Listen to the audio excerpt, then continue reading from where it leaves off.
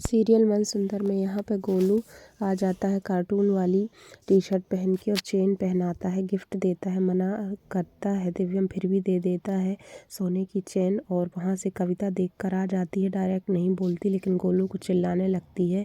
फिर उसके बाल खींचती है वह लड़की और कान भी खींचने लगती है, तो गोलू और कली को वहाँ से ले जाती है। कहती है चलो, कुछ नहीं कह पाती दिव्यम को। यहाँ पे सुजाता के पास फिर से आ जाती है कली की माँ, वह भगाने लगती है। यहाँ दिव्यम बात करते करते कमरे में आता है और आ जाती है सुजाता भी, लेकिन कहती है तुम इसी में लगी रहोगी, काम नहीं करोगी क्या, घर के सारे काम छोड़ दोगी बच्चे के लिए। फिर सामने बिठाल कर काम भी करती है और बच्चे को भी देखती है। फूल और सुजाता देखती हैं कब ये बच्चे से अलग हो और ये कुछ गलत करे ताकि उसे डांट पड़ जाए, लेकिन फिर से कहती है कि जाओ किचन का काम कली कर लेगी, तुम जाला साफ़ कर दो।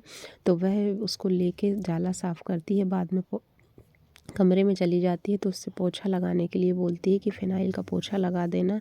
दिव्यम आ जाता है तो उससे कहती है कि इसको देखना, मैं पोछा लगा कर आती हूँ। तभी किसी क्लाइंट का फ़ोन आता है तो दिव्यम उसे छोड़कर चला जाता है। वहीं पर फूल आ जाती है, पूरे में फ़िनाइल गिरा देती है और बच्ची को ऐसा दिखाती है कि वह दूध है और बॉटल वहीं फेंक देती है, तो बच्ची उसी की तरफ भागने लगती है। यहाँ पे फ़िनाइल की बॉटल नहीं मिल रही है, फिर मिल गई है, खुल के फ़िनाइल वहाँ गिर जाता है।